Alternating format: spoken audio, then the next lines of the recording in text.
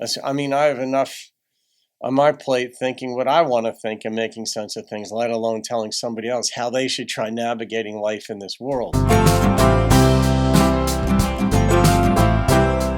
Howdy folks, I'm Don. This is Thinking Theology, where I just talk about things that have implications relating to theology. I don't establish, I don't defend theology.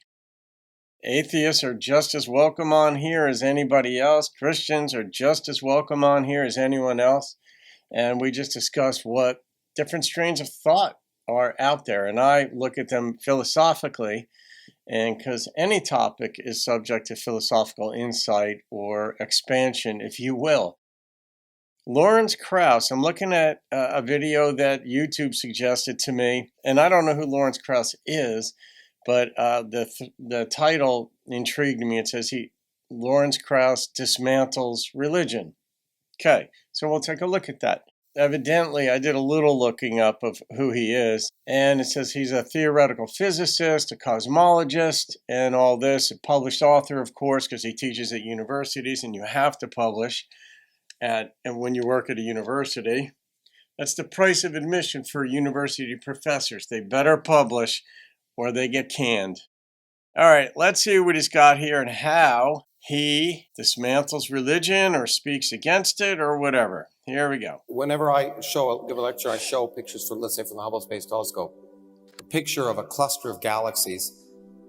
I mean, the poetry of it, the poetry, well, we both talked about the poetry of science, but the spiritual inspiration you get from looking at a picture of a cluster of galaxies located 5 billion light years away from us, where every dot in that picture is a galaxy. The light from those stars left those stars before our sun and earth formed, which means that now many of the stars in that picture don't exist anymore. And if there were civilizations around those stars, each of those galaxies contains 100 billion stars. Any civilization that existed around those stars no longer may exist. It just opens your mind to wonder. And so I actually feel very strongly that while science per se may not provide the direct consolation, it can and it should provide a spiritual, not only wonder, but it should provide a consolation. Look, when we... Yeah, in this sense, when I think of like the word spiritual, I mean, it's one of those words that's designed to be indefinable. That's its purpose, as opposed to say physical or what have you, where we use language to circumscribe certain properties. And that word spiritual is just sort of like this, what he's speaking of, as I hear it and as I experience it myself, is that which one we don't know, but we have this sense of awe and wonderment, like he said. When I look up at the night sky, which is just the part of the Milky Way galaxy, I still have the same feeling, he said, of awe. And when you see images from Hubble and now James Webb, it's... just things that we don't know, that we can't describe. We're trying to describe them. We're trying to learn about them. But what he just said, that's how I hear the talk of spirituality. I don't think of it in terms of sacred texts, biblical texts, other texts, textbooks, scientific literature. I just think of that feeling of absolute wonder and awe. Let's see where he goes. We talked about this last night.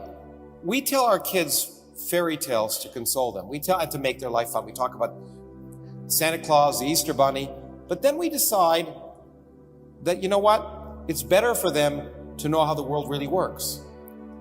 And it may be a little less consoling, but in fact, knowing that they're in control of their lives actually is empowering. Yeah, I like that better. And many of us, if you're a good parent, you want to teach your kids how to become empowered. And yet, but religion, and in religion, they're often talked about the flock, the children. It effectively treats you like a child. It says it's better for you to believe a fable than reality. All right, that's specious to me, and also circular, because that's the very discussion here. What, on the practical side, I agree with him on wholeheartedly, is that the notion that he's, in one sense, either directly or indirectly, intentionally or unintentionally, addressing the notion that God is in control, not you. So no matter what you do, God is in control of it somehow, no matter what. If your child dies, he's testing your faith. The plane crashes, one person survives. Thank God for that one person. Forget about the 159 that died. What he said about teaching your children that they're in control. You're in control of the decisions you make. And on a practical level, I think virtually everybody teaches their kids and others that way, and they live that way, like their decisions matter. But the notion that, well, God's in control, so it doesn't matter anyway, is that's just a sad idea to me. And often when I end a lecture on cosmology, I point out the two things modern cosmology has taught us is that first, you're much more insignificant than you ever thought, and two, that the future is miserable. But that should make you feel good, not bad, because it further enhances exactly what you were talking about. We are so lucky to be alive today and endowed with a consciousness where we, for whatever fortuitous reasons, on a random star in a random galaxy in the middle of nowhere, we are able to evolve a consciousness, live on a relatively quiescent planet. And so I actually think science can provide a real consolation by saying, look, once you accept reality, it's liberating. The truth will set you free. First of all, what you've demonstrated is that when you thrust religion down the throats of children, which is child abuse, before they even have these are deep. You know, you're a man who spent most of your life studying the deep questions of theology. They're deep questions. They're not something, you don't talk about libertarianism or conservative ideals to a 3-year-old. But you force this down when they're a 3-year-old, it's very, very difficult to abandon those things. It's very difficult for any of us who were brought up in a religious house to completely abandon those notions, because when you're a child, you don't have the cognitive abilities, and in fact, these things just become dogma. But the other thing that you suggest, which somehow this myth that is pervaded by both of you, is that somehow there's this connection between religion and science. There isn't. There are groups that study religion and science, and they talk to other groups that study religion and science. The point is that I have been a scientist for 30 years, and I've never been, not once, to a scientific meeting, a scientific seminar, a scientific class where the word God has been mentioned. It's just irrelevant. As Stephen Weinberg says, most scientists don't even think enough about God to know if they're atheists. Look, okay, it's a stereotype to suggest that people of faith... All right, but I'll say this, it works both ways, where for the people who grow up in religious households, and as he's saying, that gets they cram it down their 3-year-olds' throats, I guess. I guess some households do that. Most don't. I mean, even though religion is in the house and maybe they go to church and such, I've not seen it rammed down their throats. Maybe 7- and 8-year-olds possibly, but not 3-year-olds. But it works both ways.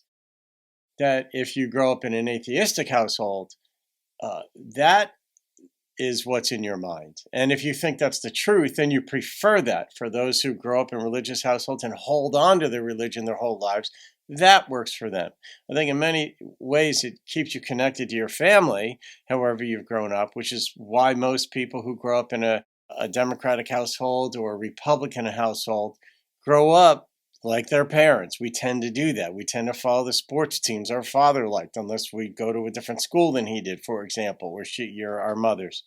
So it does work both ways. And of course, in the audience, you're going to have many people who are atheists, judging by the round of applause that he had said. So of course, they're going to be supporting that viewpoint. But then people, if you go to a religious rally and you have him there and other people who are theologians talking on behalf of their theology, of their religion, of their church or temple, then they're going to clap when they say, look, that's what you must teach kids, because that will get them saved and they'll go to heaven, or they'll live approved before God if they follow the Torah and such. Are not good people. Of course, that's ridiculous. And just like it's a stereotype to say people of no faith are not good people, which unfortunately in certain parts of the world is a death sentence because of religion. Why is it wrong to cause pain to other members of your species? You can ask Animals do that all the time. The point is, all of these things are based on rationality. It's this the laws of this country are not framed on Christian principles. They're framed on rational arguments about what causes the greatest benefit for the greatest number of people. There's nothing Christian about it or Jewish about it or Islamic about it. It's based on rationality. It's a good point. Too often, you're right, science does not provide meaning for people or awe or a sense of wonder.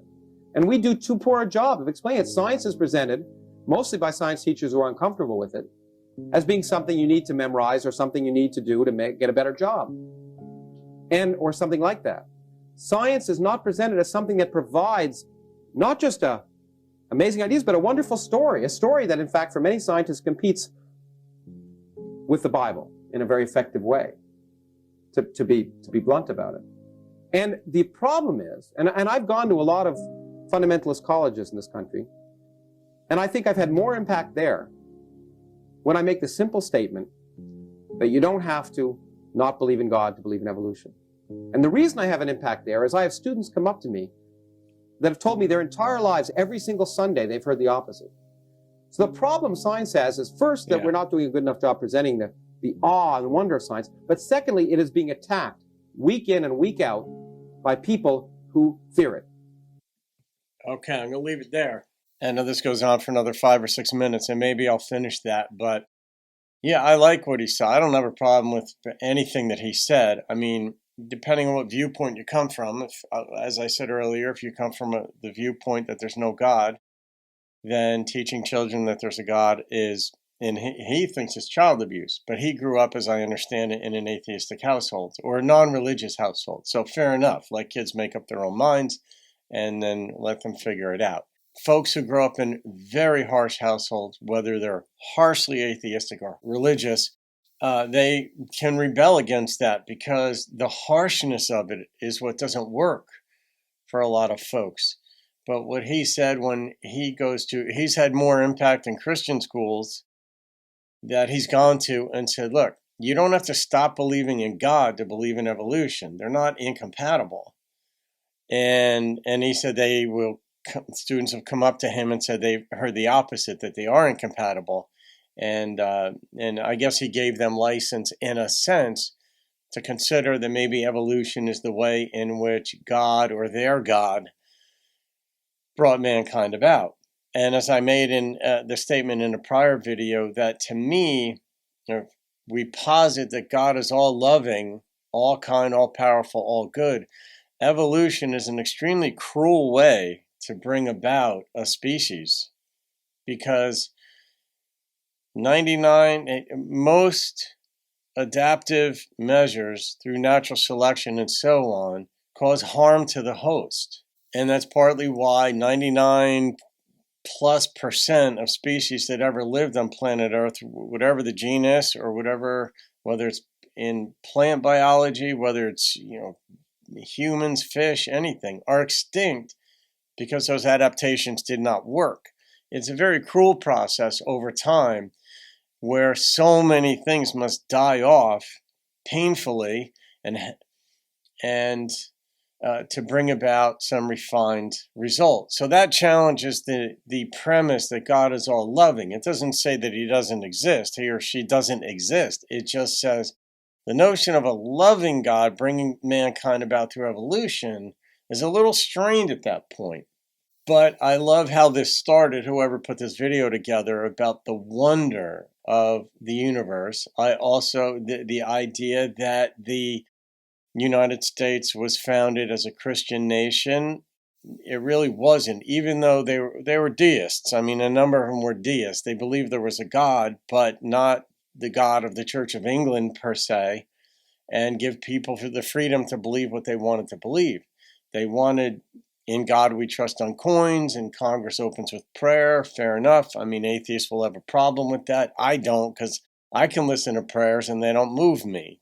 But I also understand why people do it. It brings comfort. This is a difficult world in which to live. I don't insist on anybody adopting a view that's overly scientific, overly religious, overly anything. I have enough on my plate thinking what I want to think and making sense of things, let alone telling somebody else how they should try navigating life in this world. I think the problem is that most people get married and have children, and their children go to school, and they don't want them taught something different than what the parents, they themselves, are teaching their children.